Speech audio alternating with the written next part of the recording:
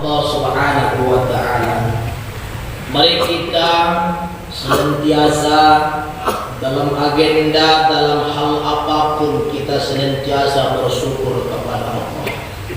Hari ini Allah masih memberikan kita lagi peluang untuk hadir untuk melaksanakan sholat Jumat. Itu artinya Allah masih memberikan kepada kita kesempatan. Nikmat kesehatan belum Allah ambil dalam diri kita. Nikmat kesempatan belum Allah cabut dalam kehidupan kita. Maka sebelum Allah ambil nikmat itu, maka mari kita pergunakan sesuai apa yang Allah perintahkan, sehingga nikmat yang Allah berikan itu membawa keberkahan dalam kehidupan kita masing-masing. Salawat dan salam mari kita perbanyak dengan melafazkan Allahumma salli wa sallim wa barik alaihi. Mudah-mudahan kita mendapatkan syafaat, mendapatkan pertolongan di yaumil qiyamah, yang pada saat itu tak adalah pertolongan. Kalaupun dihadapkan dengan anak, istri, suami, hal apapun yang kita genggam di dunia, ketika di akhirat semua kita lepaskan. Yang kita genggam adalah pertolongan Nabi Allah, yaitu Nabi Muhammad dengan izin Allah. Mudah-mudahan kita mendapatkan syafaat beliau di yaumil qiyamah nanti. Dan tak lupa juga mari kita terus membersihkan potensi-potensi keburukan di dalam hati kita dan memasukkan ketakwaan di dalam hati dan pikiran kita. Karena dengan takwa inilah kita akan diberikan semua kemudahan, diberikan semua kebahagiaan.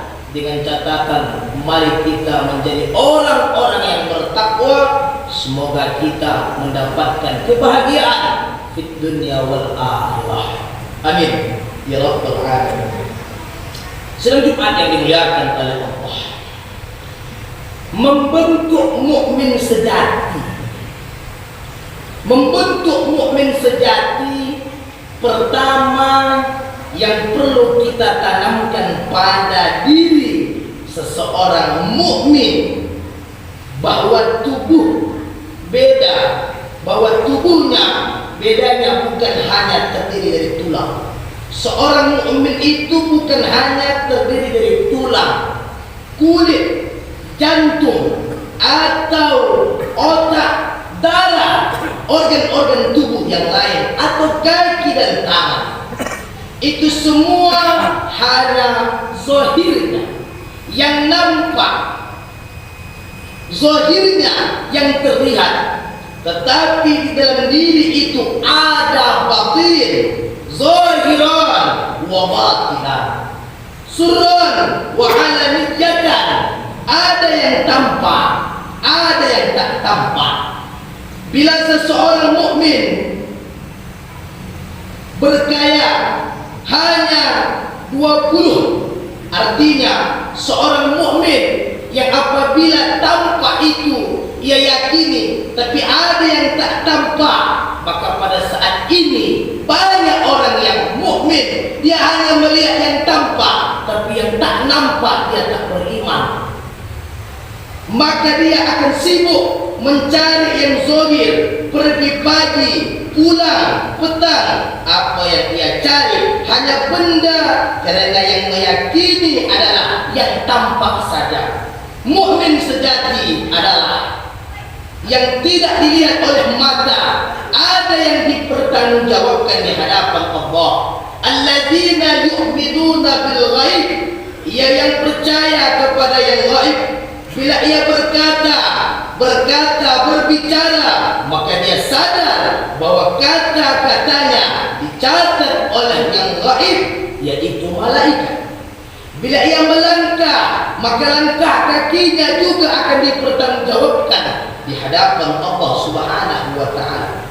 Bila ia melangkahkan kaki, mengayunkan tangannya, bahkan bisikan telinga, lintasan pikiran, detak jantungnya, ia mesti yakin, percaya adanya yang gaib, yang ia diyakini melihat dia, siapa dia? La ta'khudhuhu sinatu wala naum. Itulah yang kita rasakan ketika kita solat, menegakkan kedua tangan, mengangkat kedua tangan, mengangkat takbir, Allahu Akbar, maka meyakini ruku, sujud, tasawuf, i'tidal, menggerakkan telunjuk tangan, mata melihat tempat sujud, dada menghadapkan kiblat, itu zahirnya. Aqimus solat, tegakkan solat berhubungan dengan aku, mengingat aku, jantungnya berdetak kena aku, nafasnya dihidupnya kena aku, mengingatnya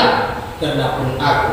Alladzina yadhkurullah qiyaman wa qu'udan wa 'ala junubihim. Orang yang mengingat Allah ketika tegak semasa hidupnya, ketika duduk semasa dia sehat, ketika dia berbaring semasa dia istirahat, sampai puncaknya ketika ia mengembuskan nafas terakhir, dia tetap berkeyakinan dengan mengucapkan la ilaha illallah. Itulah mukmin sejati. Bila hari ini ada orang yang mengatakan mukmin, dia mukmin, yang diperkirakannya adalah zahir saja, tetapi dia bersembunyi, ia ditutupi dengan pakaiannya, ia ditutupi dengan kekuasaannya, ia ditutupi dengan ilmunya, pengetahuannya, tanpa ada batin yang tanpa ada dalam hatinya meyakini adanya Allah, maka batallah semua segala amal perbuatannya. Ulaika habitat a'maluhum. Mereka ini gugur semua amalnya seperti pokok kayu yang ada daunnya yang kering lalu dihembus angin, maka amalnya tak bermakna. Sedang Jumat yang dimuliakan oleh Allah Subhanahu wa taala. Terkadang kita yang nampak yang kita lihat, yang nampak yang kita lakukan, yang nampak yang kita perbuat, padahal alladzina yu'minuna bil ghaib, ada yang batin di dalam qalbi kita, ada yang batin di dalam ghaib, yang pada saat itu mereka tidak pernah capek, tidak pernah letih. Setiap langkah, setiap ucapan, setiap perbuatan mereka catat semua. Mereka akan berikan kepada Allah, mereka akan informasikan kepada Allah semua apa yang kita lakukan di hadapan bumi ini ketika kita bersaksi di hadapan yaumul qiyamah. Sedang Jumat yang dimuliakan oleh Allah Subhanahu wa taala. Wahai anak, ketika kita punya anak, selepas nanti apa yang kita berikan? Ketika kita nanti mati, kita berikan harta, kita berikan jabatan, kita berikan pangkat dan kedudukan. Tapi akidahnya lemah. Ketika punya harta ia berikan kepada orang-orang musyrik, kepada orang-orang yang tidak beriman kepada Allah. Insya Allah dia tidak dikatakan mukmin sejati. Mukmin yang sejati adalah iyyaka na'budu wa iyyaka nasta'in, beribadah kepada Allah, menyembah kepada Allah dan memohon pertolongan kepada Allah Subhanahu wa taala. Bahkan di dalam sebuah hadis disebutkan, lil kafiri thalathu alamatin syakku fillah wal baghdhu fi ibadillah wal ghaflatu fi ta'atillah. Tanda-tanda kekafiran itu ada 3. Dia belum kafir, tapi tanda sudah ada di dalam benih-benih kehidupannya.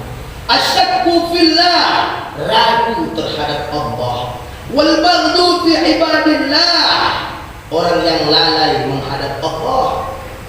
Wal ghaflatu fi ta'atillah, adalah orang yang lalai menjalankan perintah Allah atau tidak menyenangkan kebenaran yang sudah Allah perintahkan. Kita garisi bawahi.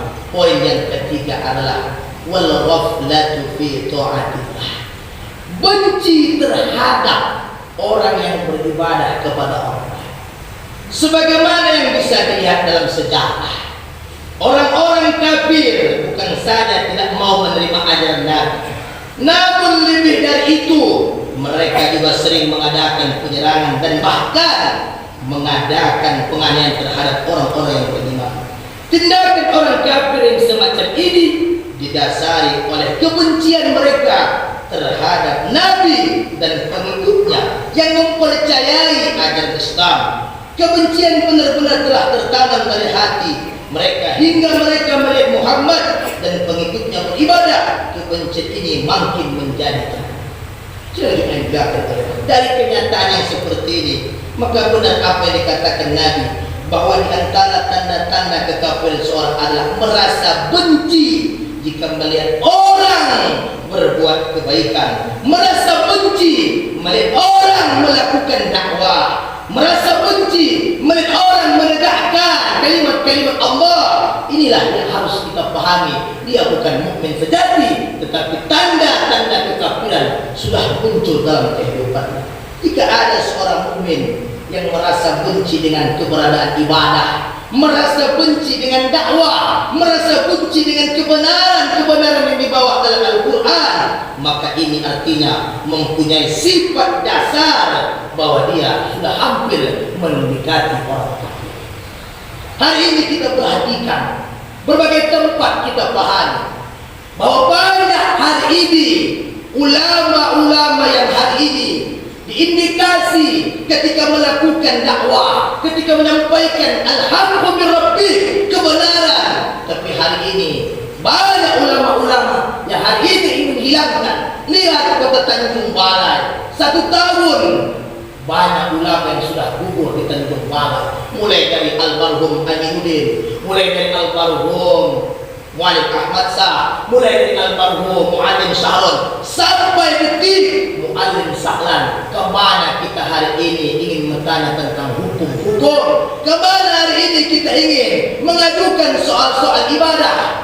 Mereka hari ini sudah tiada. Tambah lagi hampir-hampir umat Islam, terutama orang yang berdakwah. Lihat, kenapa hari ini kita lihat informasi Syekh Ali Jabir yang hari ini menyampaikan dakwah. Kenapa? Karena beliau ingin memberikan se-Indonesia harus ada para penghafal Quran.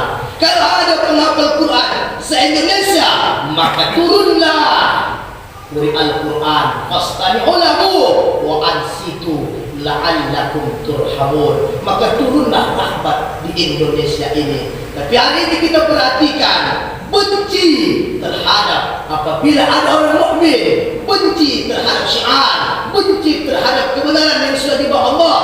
Itu artinya tanda-tanda kekafiran sudah muncul dalam kehidupannya. Maka mari jemaah Jumat yang dimuliakan oleh Allah, kita harus meyakini bahwa yang tampak belum jelas itu, yang kita lihat belum jelas itu bisa memberikan pertolongan kita.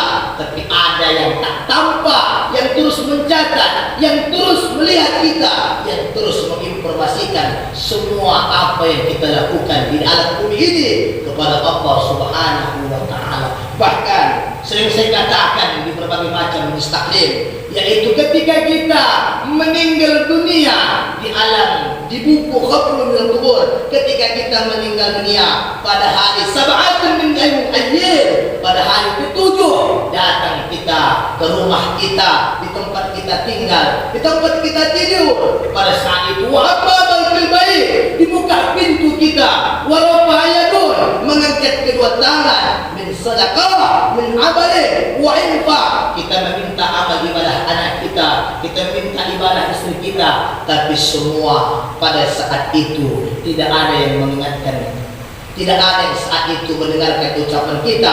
La takallam bil ghaib, karena kita berbicara pada saat itu berbeda alam. Alam saat itu disebut alam ghaib, sedangkan mereka alam syahid, alam yang nampak. Maka dengan hal itu, apapun yang diharapkan kita, mari kita lepaskan diri kita masing-masing dari azab Allah Subhanahu wa Ta'ala. Kalaupun dibantu anak, alhamdulillah. Kalaupun dibantu istri, alhamdulillah. Kalaupun tak dibantu, kita sudah membekali amal ibadah kita di hadapan Allah Subhanahu wa Ta'ala. Kita mau kuburan kita rawdatul jannah, taman surga. Wala taj'al qabru min uqrnira, jangan kau jadikan kuburan kami taman neraka. Tapi kenyataannya doa yang kita ucapkan terbalik, kita hendak neraka tapi bukan hendak surga. Maka mari sedang Jumat yang dimuliakan oleh Allah, kita masih diberikan kesempatan oleh Allah Subhanahu wa Ta'ala. Itu menunjukkan kesempatan itu tidak pernah berdatang berulang-ulang kali. Tak sempat kita kita hari ini hadir sholat Jumat, maka minimal kita tak bisa waktunya, minimal kita ganti dengan sholat zuhur. Kenapa? Kondisi kita mendesak. Jangan sempat kita tinggalkan perintah Allah ini. Bagaimanapun, lihat, kalaulah kita seperti almarhum Muallim Sahlan, alhamdulillah dalam kitab I'anah Talibin menjelaskan yaumil Jum'ah, apabila ada seorang hamba meninggal hari Jumat, maka tidak diadab dalam kubur. La fitnata min adzab qabri, tidak diadab dalam kubur. Almarhum hari ini ditunjukkannya siapa sebenarnya. Dia ulama, dia adalah panutan umat Islam. Hari ini dia meninggal dengan husnul khatimah. Kita mau pun seperti itu oleh murid-murid beliau. Mudah-mudahan kita yang hadir hari ini berkumpul dengan ramai di rumah Allah ini, dan yang di yaumil kiamah kita juga berkumpul di al-jannatul na'im. Amin ya rabbal alamin. Barakallahu wa lakum fil alim wa nafa'ni wa iyyakum bima fi dzikril hakim wa taqabbal minni wa minkum tilawatahu innahu huwal ghafurur rahim.